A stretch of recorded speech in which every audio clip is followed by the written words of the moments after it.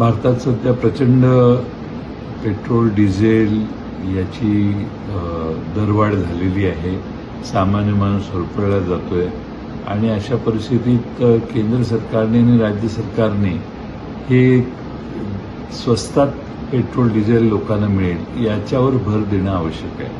म्हणून मी महाराष्ट्र सरकारला विनंती केलेली आहे की ही अभूतपूर्व परिस्थिती आहे, अशी पूर्वी कधी परिस्थिती नव्हती, की ज्यामुळे राज्य सरकारने देखील आपण आपल्या महाराष्ट्रातला डिझेलवरचा पेट्रोलवरचा कर जर कमी केला तर हे पेट्रोल डिझेल स्वस्त होईल आणि त्याचा परिणाम त्याचा लाभ सामान्य नागरिकांना महाराष्ट्रात होईल.